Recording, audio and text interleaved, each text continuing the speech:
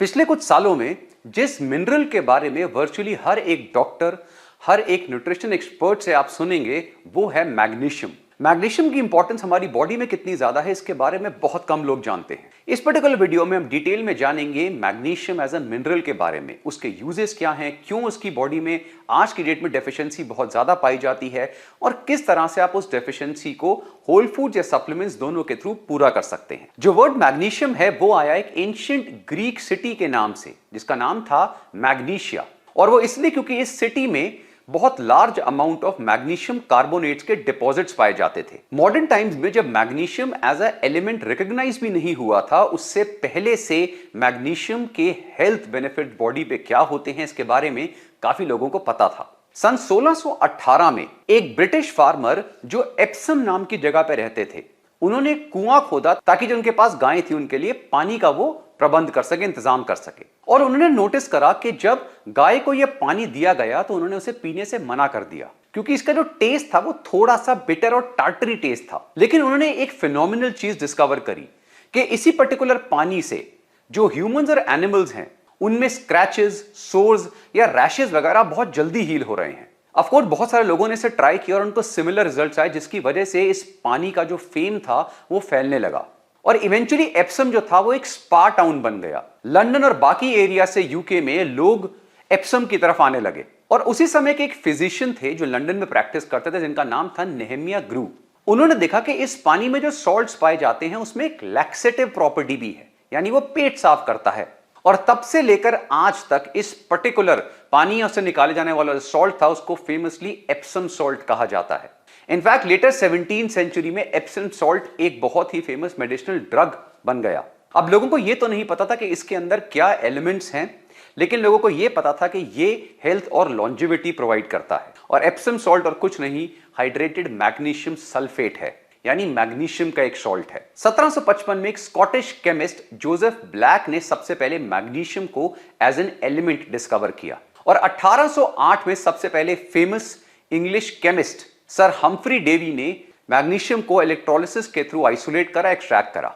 Eventually 19th और 20th century में magnesium और बाकी एलिमेंट्स के ऊपर भी बहुत रिसर्च हुई, लेकिन अभी रिसेंट कुछ सालों में मैग्नीशियम की जो फिनोमिनल इंपॉर्टेंस है उसके बारे में पता लगा है बहुत सारे डॉक्टर्स को, बहुत सारे डाइटिशियंस और केमिस्ट को।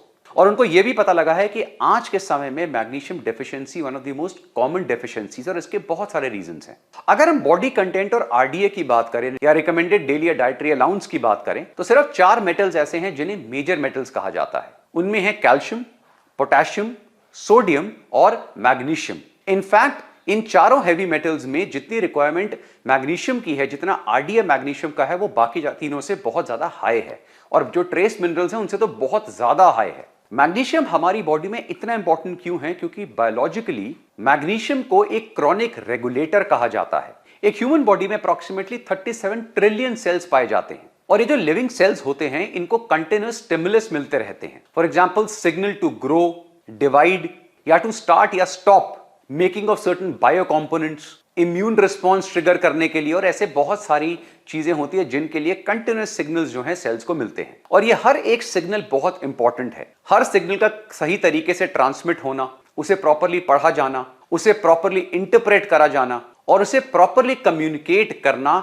सेल्स के विद इन और बाकी सेल्स के आपस में। और ये जो सारे के सारे प्रोसेसेस होते हैं, जो सिग्नलिंग होती है सेल्स की, इनको रेगुलेट करने के लिए कुछ पर्टिकुलर प्रोटीन या एंजाइम्स होते हैं जो ये रेगुलेट करते हैं कि कब ये सिग्नल्स जो हैं वो अपना काम करेंगे, यानी स्टार्ट करेंगे, और कब इनको स्टॉप करना है।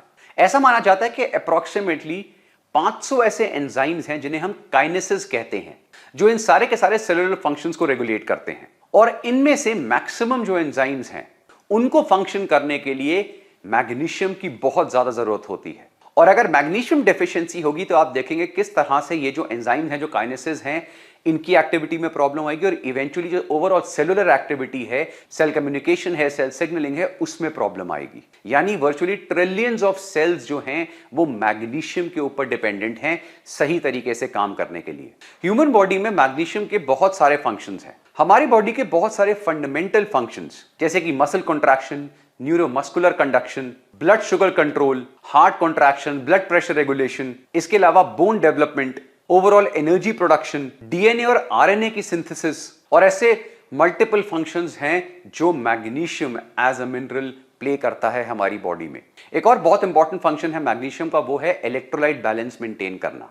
अगर किसी रीजन से हमारी बॉडी में मैग्नीशियम की डेफिशिएंसी है तो हमारा इलेक्ट्रोलाइट बैलेंस कैल्शियम या पोटेशियम या सोडियम वगैरह से कभी भी बैलेंस नहीं हो पाएगा। इसलिए नोट करना बहुत जरूरी है कि मैग्नीशियम अपने में ही एक इलेक्ट्रोलाइट है और ये जो बाकी इलेक्ट्रोलाइट्स हैं यानी सोडियम, पोटेशियम और कैल्शियम, उनके बैलेंस में बहुत इंपॉर्टेंट रोल प्ले करता है। अब एक क्वेश्चन आता है कि कितना मैग्नीशियम हमें रेगुलर अमाउंट में चाहिए। देखिए, तो आरडीए वैल्यू है, रिकमेंडेड डेली अलाउंस है मैग्नीशियम का, वो एडल्ट मेल्स के केस में अप्रोक्सीमेटली 420 mg और फीमेल्स के केस में है अप्रोक्सीमेटली 320 mg। लेकिन स्टडीज में दिखाया गया कि मेजॉरिटी ऑफ द पॉपुलेशन अपना बेसिक आरडीए वैल्यू भी कंज्यूम नहीं कर रही है और कई केसेस में तो काफी ज्यादा कम कर रही है। और जब भी डेफिशिएंसी सेट इन होती है तो ये ओवर द ईयर्स बहुत ज्यादा बढ़ जाती है। हमारी बॉडी में जो ओवरऑल मैग्नीशियम है उसमें अप्रोक्सीमेटली 60% मैग्नीशियम हमारी बोन्स में पाया जाता है और 20% मैग्नीशियम हमारी मसल्स में, जहां पर माइटोकॉन्ड्रिया जो है हमारी सेल्स में मेजरली, वहां पर मैग्नीशियम स्टोर होता है। और हमारी बॉडी में जो मैग्नीशियम का बैलेंस है वो हमारी किडनीज मेंटेन करती हैं और अप्रोक्सीमेटली 120 mg मैग्नीशियम वो हर रोज हमारे यूरिन से एक्सक्रीट करती है। मैग्नीशियम के मेजर सोर्सेस क्या हैं, कैसे हमारी बॉडी में हमें फूड या सप्लीमेंट्स के थ्रू मैग्नीशियम मिलता है। देखिए, मैग्नीशियम जो है वो प्लांट फूड में बहुत अच्छे अमाउंट में पाया जाता है, जो ग्रीन लीफी वेजिटेबल्स वगैरह होती हैं। उसके अलावा लेग्यूम्स, नट्स, सीड्स जैसे पंपकिन सीड्स वगैरह हैं। उसके साथ साथ जो होल ग्रेन्स होते हैं वो सारे के सारे मैग्नीशियम में काफी रिच हैं। इनफैक्ट जो हमारे ग्रेन्स होते हैं उनका जो ब्रान होता है, जर्म होता है, जो जनरली रिफाइनिंग के प्रोसेस में निकल जाता है, उसमें मैग्नीशियम बहुत हाई अमाउंट में पाया जाता है। इसलिए जो लोग बहुत ज्यादा रिफाइंड ग्रेन्स कंज्यूम कर रहे होते हैं उनमें मैग्नीशियम डेफिशिएंसी बहुत कॉमन होती है। इसके अलावा मैग्नीशियम जो है वो काफी सारे ब्रेकफास्ट सीरियल्स या फूड्स में फोर्टिफिकेशन के फॉर्म में ऐड करा जाता है। मैग्नीशियम का एक बहुत ही रिच सोर्स है वो है कोको, चॉकलेट पाउडर जो होता है, कोको पाउडर। और जो हम चॉकलेट कंज्यूम करते हैं वो जितनी ज्यादा डार्क होगी उतना ज्यादा मैग्नीशियम उसमें मिलेगा। या फिर कई लोग डायरेक्ट हॉट चॉकलेट लेना पसंद करते हैं, उसमें भी मैग्नीशियम बहुत अच्छे अमाउंट में आपको मिलता है। और इनके अलावा मैग्नीशियम के सप्लीमेंट्स मार्केट में आते हैं, क्योंकि जिस तरह की डेफिशिएंसीज लोगों में है उनमें सप्लीमेंट्स के थ्रू मैग्नीशियम की डेफिशिएंसी को पूरा करना बहुत ही आसान है, बहुत कन्वीनियंट हो जाता है। तो अपने होल फूड्स के साथ साथ लोग सप्लीमेंट्स ऐड करते हैं, इसके बारे में हम इवेंचुअली डिस्कस करेंगे। जैसा हमने देखा कि आज की डेट में मैग्नीशियम की डेफिशिएंसी वर्ल्ड ओवर बहुत बढ़ चुकी है। वाइड स्प्रेड मैग्नीशियम डेफिशिएंसी है जिसे हम हाइपोमैग्नीसीमिया भी कहते हैं। ये काफी सारे रीजंस की वजह से होती है, जिनमें मैक्सिमम रीजंस हमारी करंट हैबिट्स और लाइफस्टाइल की वजह से और काफी सारे स्ट्रॉन्ग जेनेटिक रीजंस भी होते हैं। सबसे बड़ी मैग्नीशियम की डेफिशिएंसी का रीजंस है consumption of large amount of processed foods. जब भी हम ग्रेन्स को रिफाइन करते हैं, उनका ब्रान और जर्म निकाल देते हैं, तो उसमें जो मैग्नीशियम कंटेंट है वो वर्चुअली निल हो जाता है।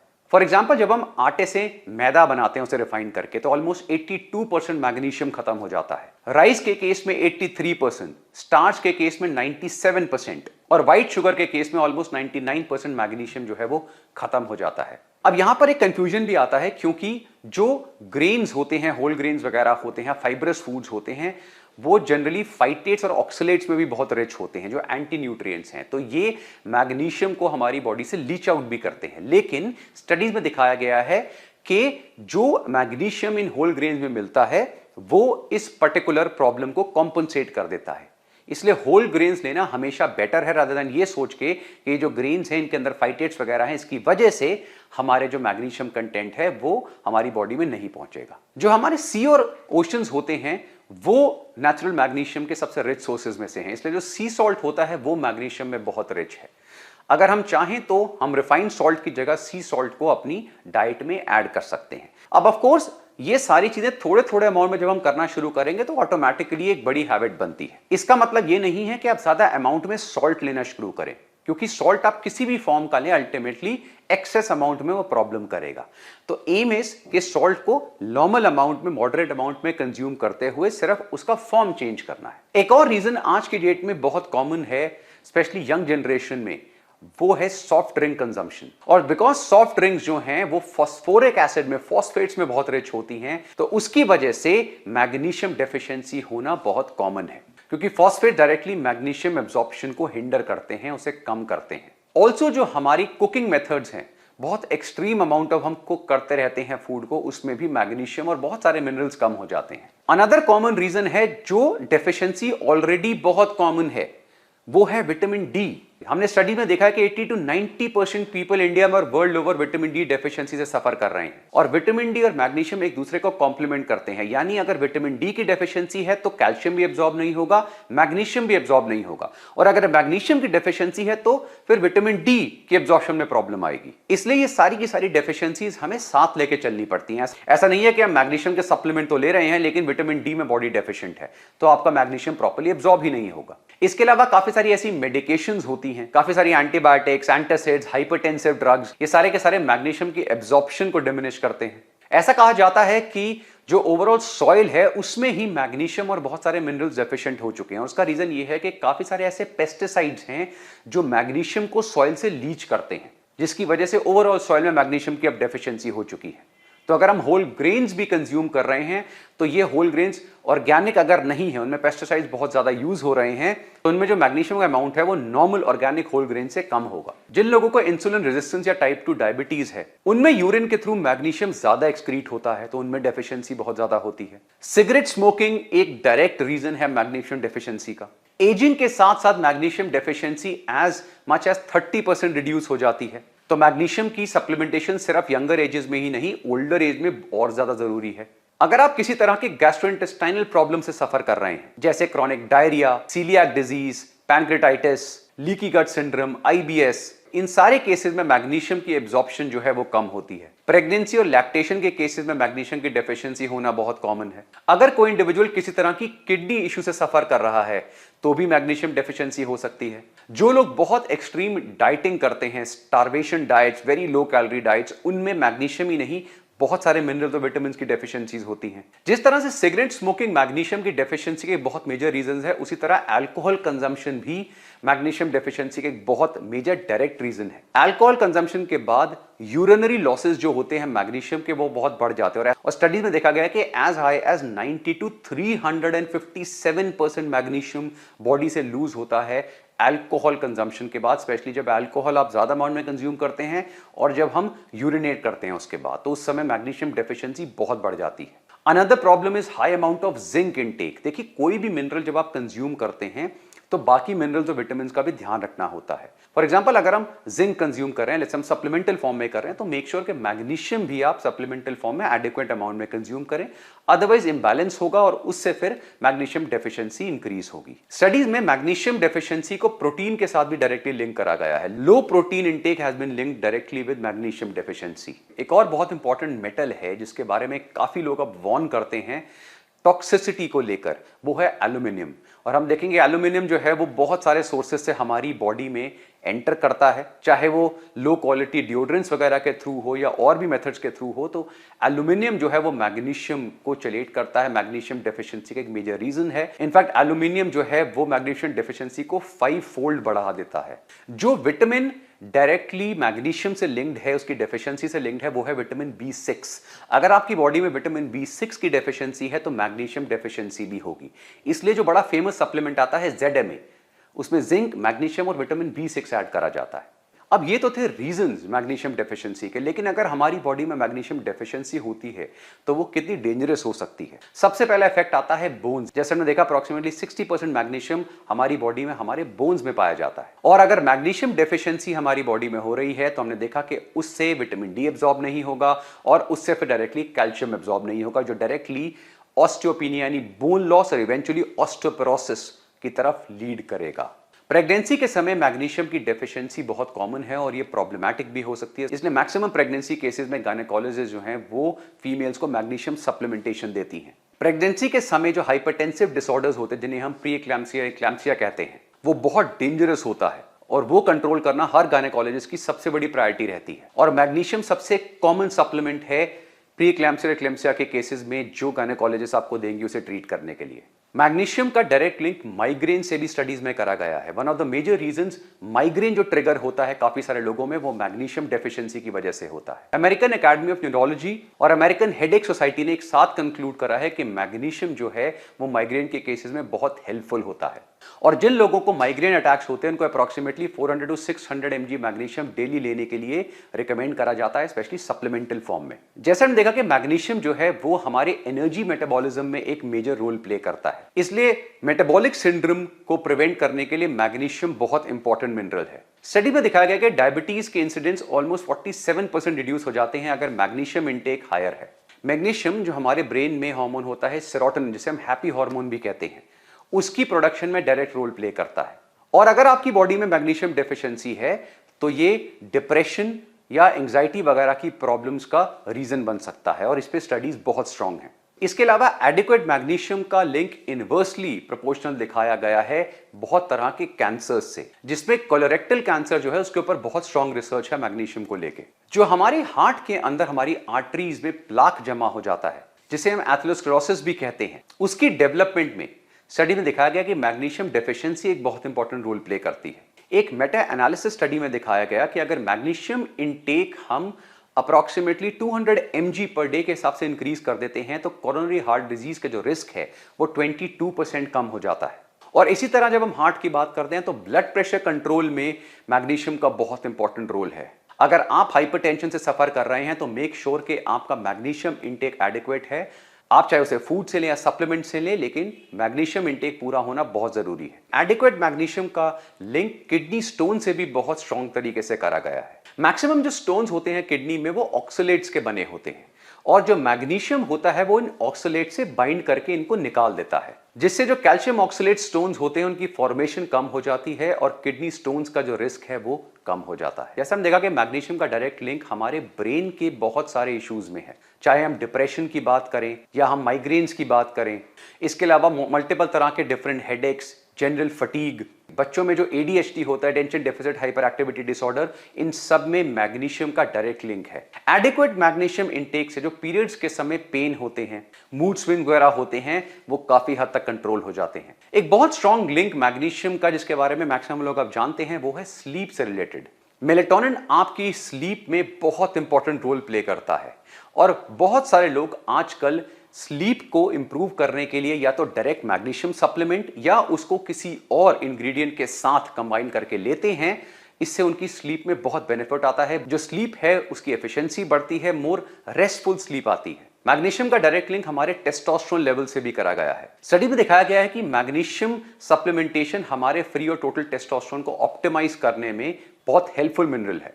आई होप मैग्नीशियम के बारे में जो सारी इंफॉर्मेशन थी आपको समझ में आई होगी। अब इस लास्ट पार्ट में हम मैग्नीशियम सप्लीमेंटेशन के बारे में थोड़ा सा डिस्कस करेंगे, क्योंकि ये एक ऐसा टॉपिक है जिसके बारे में मुझे बहुत सारे डाउट्स आए हैं, क्योंकि मल्टीपल तरह के मैग्नीशियम सप्लीमेंट्स डॉक्टर्स भी रिकमेंड करते हैं, डाइटिशियंस भी करते हैं और मार्केट में बहुत सारे फॉर्म्स अवेलेबल हैं। जनरली फूड के थ्रू मैग्नीशियम का एक्सेस होना वर्चुअली इंपॉसिबल होता है अनटिल अनलेस कोई जेनेटिक डिफेक्ट हो जिससे हमारी बॉडी में मैग्नीशियम जो है वो एक्यूमुलेट हो रहा है, लेकिन ये rarest of the rare cases है। अदरवाइज फूड से जनरली मैग्नीशियम की एक्सेस बॉडी में नहीं होता। सप्लीमेंट से ये हो सकता है, लेकिन जो सप्लीमेंट रिकमेंडेशन दी जाती हैं वो बहुत बेसिक रिकमेंडेशंस होती हैं, जनरली आरडीओ वैल्यू से थोड़ी ज्यादा होती हैं, उससे कोई एक्सेसिव प्रॉब्लम नहीं आती। कई लोगों को कुछ पर्टिकुलर फॉर्म्स ऑफ मैग्नीशियम लेने से डायरिया वगैरह की या स्टमक क्रैम्पिंग की प्रॉब्लम हो सकती है, वो भी अगर वो एक्सेस में ले रहे हैं।